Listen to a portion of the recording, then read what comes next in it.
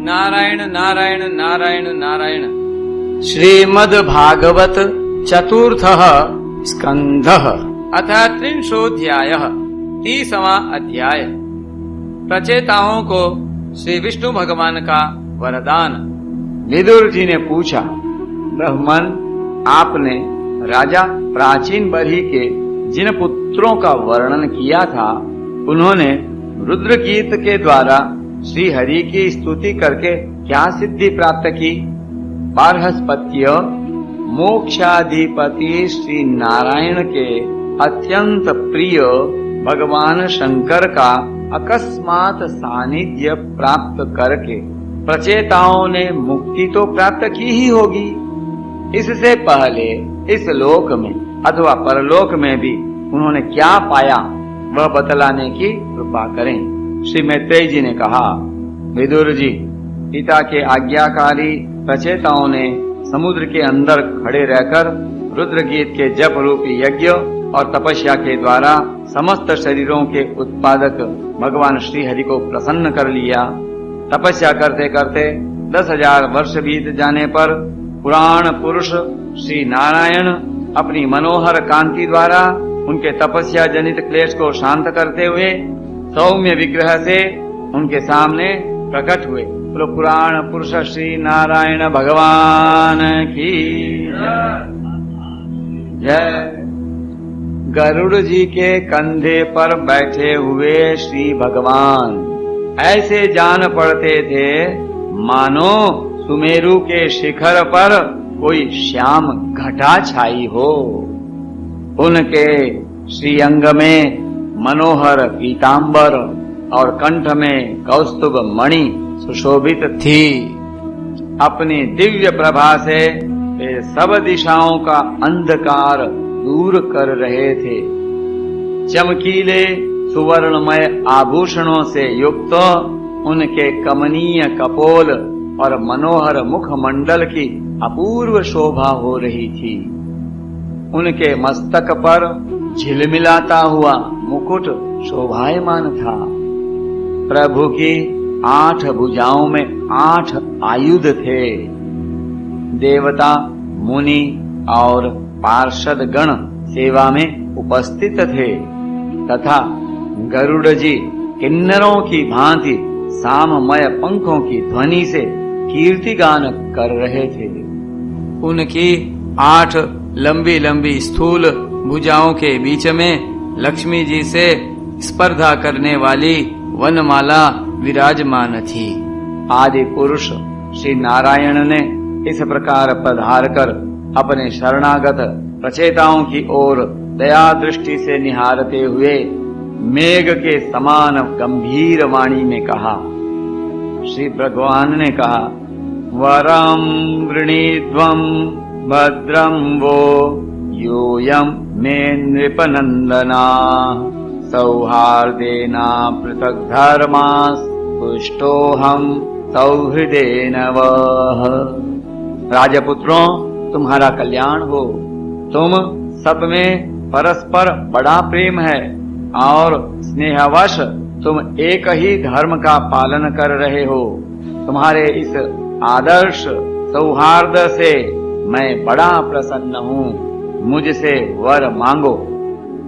जो पुरुष सायंकाल के समय प्रतिदिन तुम्हारा स्मरण करेगा, उसका अपने भाइयों में अपने ही समान प्रेम होगा तथा समस्त जीवों के प्रति मित्रता का भाव हो जाएगा। जो लोग सायंकाल और प्रातःकाल एकाग्र चित्त से रुद्र गीत द्वारा मेरी स्तुति करेंगे, उनको मैं अभीष्ट वर और शुद्ध बुद्धि प्रदान करूंगा।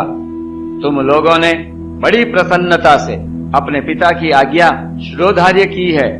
इससे तुम्हारी कमनीय कीर्ति समस्त लोकों में फैल जाएगी। तुम्हारे एक बड़ा ही विख्यात पुत्र होगा। वह गुणों में किसी भी प्रकार ब्रह्मा जी से कम नहीं होगा तथा अपनी संतान से तीनों लोकों को पूर्ण कर देगा।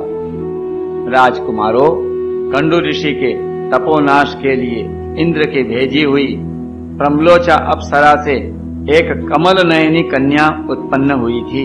उसे छोड़कर वह स्वर्ग लोक को चली गई। तब वृक्षों ने उस कन्या को लेकर पाला पोसा। जब वह भूख से व्याकुल होकर रोने लगी, तब औषधियों के राजा चंद्रमा ने दयावश उसके मुंह में अपनी अमृत वर्षिणी तर्जनी अंगुली दे दी। तुम्हारे पिता आजकल मेरी सेवा भक्ति में लगे हुए हैं। उन्होंने तुम्हें संतान उत्पन्न करने की आज्ञा दी है, अतः तुम शीघ्र ही उस देवोपम सुंदरी कन्या से विवाह कर लो।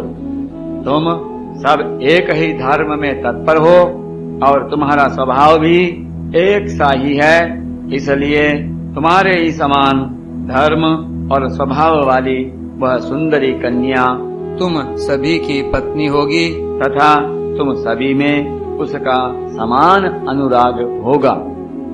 तुम लोग मेरी कृपा से 10 लाख दिव्य वर्षों तक पूर्ण बलवान रहकर अनेकों प्रकार के पार्थिव और दिव्य भोग भोगोगे।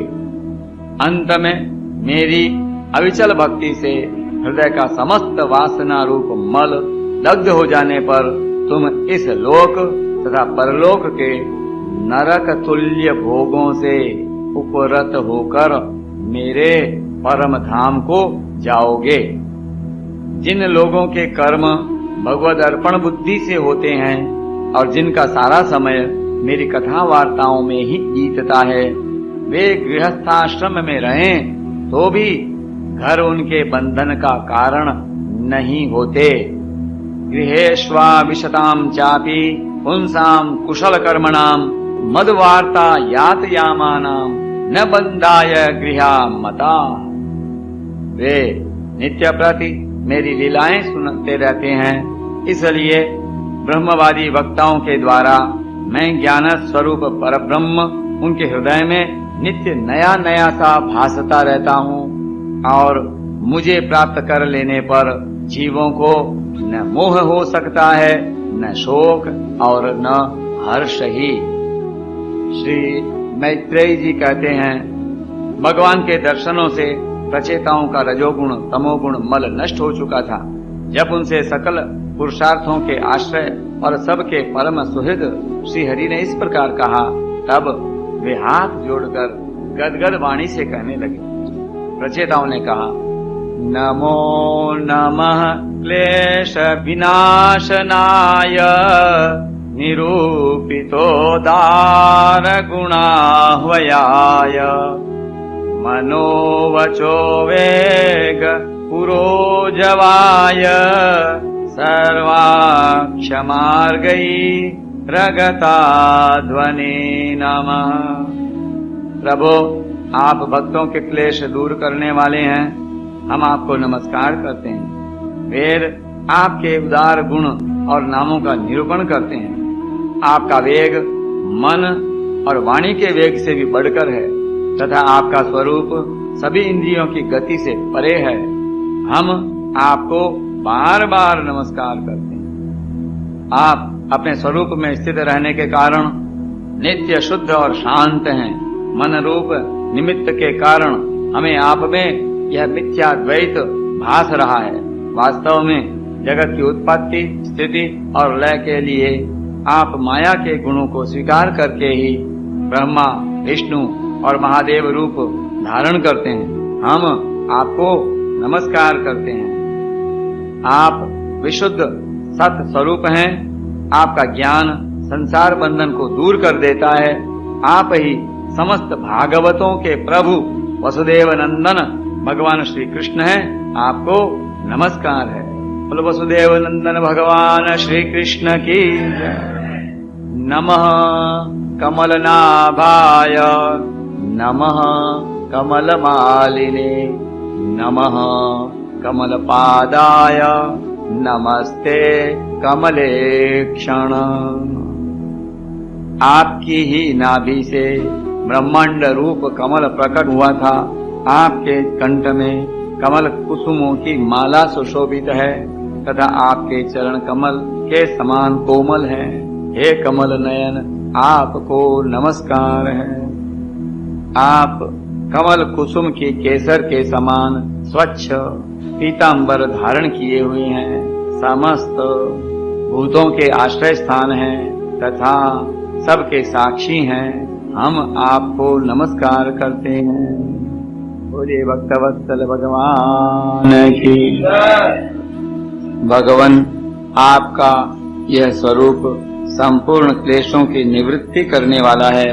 हम अविद्या, अस्मिता, राग, द्वेष आदि क्लेशों से पीड़ितों के सामने आपने इसे प्रकट किया है। इससे बढ़कर हम पर और क्या कृपा होगी। अमंगलहारी प्रभु, दीनों पर दया करने वाले समर्थ पुरुषों को इतनी ही कृपा करनी चाहिए कि समय समय पर ये उन दीन जनों को ये हमारे हैं इस प्रकार स्मरण कर लिया करें। बोले भक्तवत्सल भगवान की। इसी से उनके आश्रितों का चित्त शांत हो जाता है।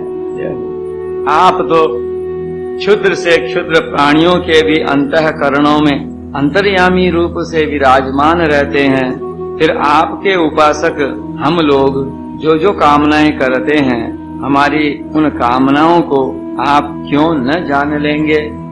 जगदीश्वर, आप मोक्ष का मार्ग दिखलाने वाले और स्वयं पुरुषार्थ स्वरूप हैं। आप हम पर प्रसन्न हैं। इससे बढ़कर हमें और क्या चाहिए। बस हमारा अभिष्ट वर तो आपकी प्रसन्नता ही है। तथापि नाथ, हम एक वर आपसे अवश्य मांगते हैं। प्रभु, आप प्रकृति से परे हैं और आपकी विभूतियों का भी कोई अंत नहीं है, इसलिए आप अनंत कहे जाते हैं। यदि भ्रमर को अनायास ही कल्प वृक्ष मिल जाए तो क्या वह किसी दूसरे वृक्ष का शोधन करेगा। तब आपके चरण शरण में आकर अब हम क्या क्या मांगे। हम आपसे केवल यही मांगते हैं कि जब तक आपकी माया से मोहित होकर हम अपने कर्मानुसार संसार में भ्रमते रहें, तब तक जन्म जन्म में हमें आपके प्रेमी भक्तों का संग प्राप्त होता रहे। बोले भक्त और भगवान की। हम तो भगवत भक्तों के क्षण भर के संग के सामने स्वर्ग और मोक्ष को भी कुछ नहीं समझते, फिर मानवीय भोगों की तो बात ही क्या है। तुलयाम लवे नापि न स्वर्गम ना पुनर्भवम भगवत संगी संगस्य मर्त्यानाम किमुताशिषः।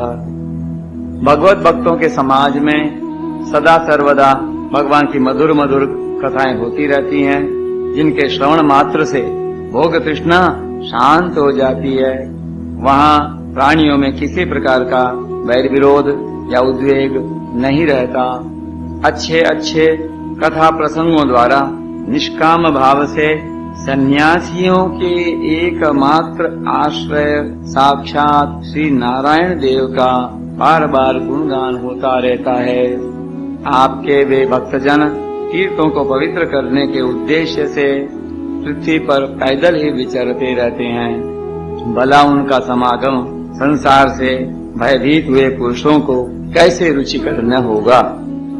भगवान आपके प्रिय सखा भगवान शंकर के क्षण भर के समागम से ही आज हमें आपका ये साक्षात दर्शन प्राप्त हुआ है। आप जन्म मरण रूप दुस्साध्य रोग के श्रेष्ठतम वैद्य हैं। अतः अब हमने आपका ही आश्रय लिया है। प्रभु, हमने समाहित चित्त से जो कुछ अध्ययन किया है, निरंतर सेवा शुश्रूषा करके गुरु, ब्राह्मण और वृद्ध जनों को प्रसन्न किया है तथा दोष बुद्धि त्याग कर श्रेष्ठ पुरुष, सुहृद गण, बंधु वर्ग एवं समस्त प्राणियों की वंदना की है और अन्न आदि को त्याग कर दीर्घ काल तक जल में खड़े रहकर तपस्या की है। वह सब आप सर्वव्यापक पुरुषोत्तम के संतोष का कारण हो, यही वर मांगते हैं। स्वामी, आपकी महिमा का पार न पाकर भी स्वयंभुव मनु, स्वयं ब्रह्मा जी, भगवान शंकर तथा तप और ज्ञान से शुद्ध चित्त हुए अन्य पुरुष निरंतर आपकी स्तुति करते रहते हैं। अतः हम भी अपनी बुद्धि के अनुसार आपका यशोगान करते हैं। आप सर्वत्र समान शुद्ध स्वरूप और परम पुरुष हैं। आप सत्व मूर्ति भगवान वासुदेव को हम नमस्कार करते हैं। श्री मैत्रेय जी कहते हैं, विदुर जी, प्रचेताओं के इस प्रकार स्तुति करने पर शरणागत वत्सल श्री भगवान ने प्रसन्न होकर कहा, तथास्तु। अप्रतिहत प्रभाव श्री हरि की मधुर मूर्ति के दर्शनों से अभी प्रचेताओं के नेत्र तृप्त नहीं हुए थे, इसलिए वे उन्हें जाने देना नहीं चाहते थे। तथापि वे अपने परम धाम को चले गए। इसके पश्चात प्रचेताओं ने समुद्र के जल से बाहर निकलकर देखा कि सारी पृथ्वी को ऊंचे ऊंचे वृक्षों ने ढक दिया है, जो मानो स्वर्ग का मार्ग रोकने के लिए ही इतने बढ़ गए थे। यह देखकर वे वृक्षों पर बड़े कुपित हुए।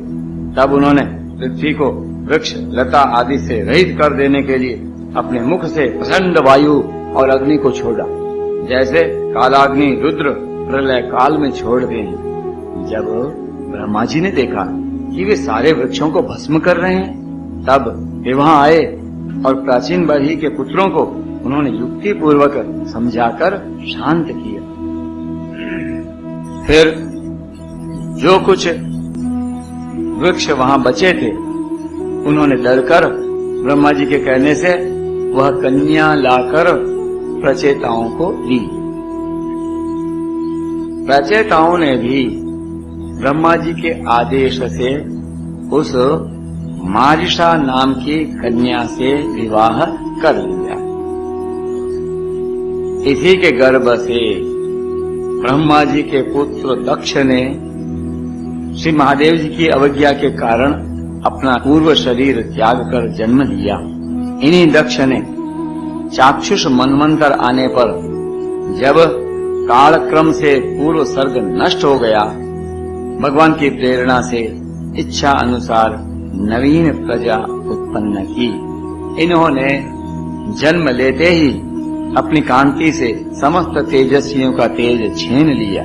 ये कर्म करने में बड़े दक्ष कुशल थे, इसी से इनका नाम दक्ष हुआ। इन्हें ब्रह्मा जी ने प्रजापतियों के नायक के पद पर अभिषिक्त कर सृष्टि की रक्षा के लिए नियुक्त किया, और इन्होंने मरीचि आदि दूसरे प्रजापतियों को अपने अपने कार्य में नियुक्त किया।